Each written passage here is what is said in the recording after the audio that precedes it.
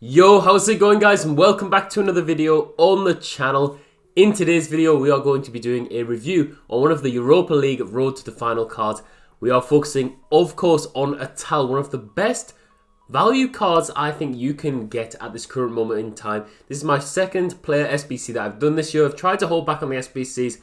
Had to be something special to make me actually think, you know what, that is the SBC I'm going to do, and ATAL, he is that guy. So hopefully you guys enjoyed today's video. If you do, smash a like down below, subscribe for a lot more FIFA 21 content.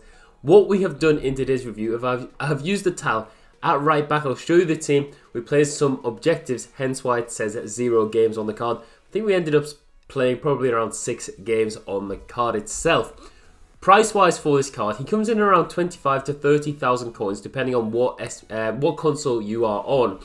And I think that's a decent price, obviously for a dynamic card. But one thing we have to consider with this card is how well are Nice doing in the Europa League. It's not looking great for them at the moment, so maybe they won't make it out of the group. Even if they do, though, we are going to consider this card as an 82 rated. Any further improvements to the card would be a massive bonus. We all said the same about Atalanta last year in the Champions League, and look how well they actually did, and Alejandro Gomez in particular.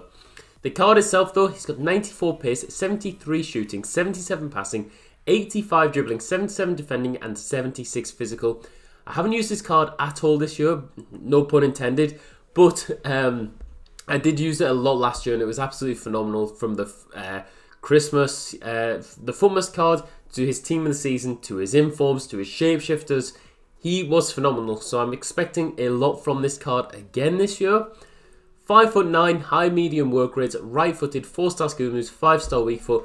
Obviously he comes in at the right back spot, but if you know ATAL, he is one of the most versatile players that you can pick up in this game, and that is why I'm going to say to you guys, even if you're not going to start him, he would probably make a great addition to your squad.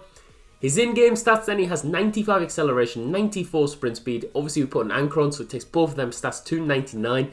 78 attack positioning, 76 finishing, 73 shot power, 66 long shot, 71 volleys, 62 penalties, 77 vision, 80 crossing, 55 free kick accuracy, 80 short pass, 76 long pass, 74 curve, 84 agility, 83 balance, 82 reactions, 84 ball control, 87 dribbling, 80 composure. Such well-rounded stats. He's got 79 interceptions but only 68 heading accuracy with 74 defensive awareness, 81 stand tackles, 80 slide tackle, 75 jumping, 80 stamina, 72 strength and 82 aggression. So a lot of green stats, no red stats, but they aren't maybe in the places you would want them to be. For example, the 80 stamina. Does that affect his performance in game? Traits-wise, injury prone trait, flare trait, and the outside the foot shot trait. Obviously, he has the technical dribbler trait and the speed dribbler trait. Both are CPU. The team we used him in, guys, was this one. A bit of a different one with Del Piero, David Silva, Parejo, Tello. And we actually used him as a right back for the majority of the time. You'll see in the clips when he's playing right back, when he's playing CDM, when he's playing right mid. We use the formation 4-1-2-1-2 with the 2 wingers, so just Parejo playing as a sole CDM, and that is the role that ATAL did actually feature in when we were with 10 men, and we did actually win the game. So yeah, but that's enough of ATAL and the intro. Let's get into the highlights. Let's see how actually ATAL did play in game. So here we go. Straight away with ATAL in the first minute. It's like in these reviews, we like in the first minute just to really get the card away, and ATAL in the first minute, poor by me. I don't know why I'm trying the fake shot there. It was really poor, but in the first minute, I just felt the quality from the card. On his debut, I just thought, you know what? He feels really, really nice at that right back position. I don't think I really used him at that right back spot too much last year because his team of the season was too good to put a right back. But the great thing with the ATAL is he is fantastic wherever you ask him to play. And I think one of the best ways we can start off with this review is he does score in the background. I think he should have scored the first one, but the guy moved his keeper. He puts it away. We have to start off with the pace. I think if you're playing a fullback this year, if you're playing him as a winger, CDM, if you use him as CDM with 94 pace, you have to say the pace is one of the biggest pros with this card, and is one of the reasons why I think a lot of people will actually be completing him, because he can play a number of positions. At 94 pace, he really did feel rapid in game. So don't worry, it's not like a fake stat. He really does feel quick. Dribbling. You saw his dribbling stats, they were nice. Nothing insane, but really just felt comfortable with the ball. dribbling, running at full speed. He was able to keep the ball close to him, able to invite the tackles, but not only that, he was able to evade the tackles as well. So I really enjoyed that aspect of his play. 4-star skill moves has to be up there. The La Croquetas, the Berber spins, the rainbow flicks. He does them really, really nicely, and I think that's just a nice addition to have. I like my fullbacks to actually have skill moves, but if he's playing right wing, it's essential that he has these stats as well. The 5-star weak foot, phenomenal. It's a bit like if you have Mendy and Atal at your fullback positions, you are sorted, guys. That is a really, really nice setup to have, and I really did. 5-star weak foot, I enjoyed it. I just think 5-star weak foot is essential. Not essential, but it's such a great thing to have, and he gets unlucky there in the background. You see, as a fullback, he makes amazing runs. His positioning, his movement was really nice. Up and down that right flank all game long. And you can see there, the 83rd minute, his stamina wasn't really affected as much as you would think it would be. So that's a good thing to look out for. Versatility. You can honestly play this guy anywhere on the football pitch. I think he would even do a job at centre-back for you. Just somehow he would do a job at centre-back. His tackling was decent. His positioning, his agility to almost get the blocks in, get them AI blocks in. Not only that, he's very comfortable on the ball as well. So you can play him any position. I think people enjoy him as a striker. People enjoy him as a CDM, right back, left back. Just depends where you want to use him. It's one of them unique cards where you can play him anywhere. The versatility obviously plays into the fact that you can use him as a phenomenal super sub. You never know where you might want to play Tal in the game.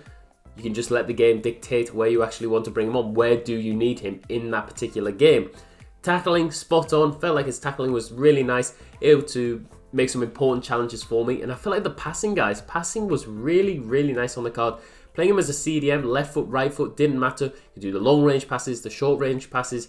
A very, very reliable card in the passing aspect. Crossing was decent. I did a few crosses with him. I think this is important for a right back to have decent crossing.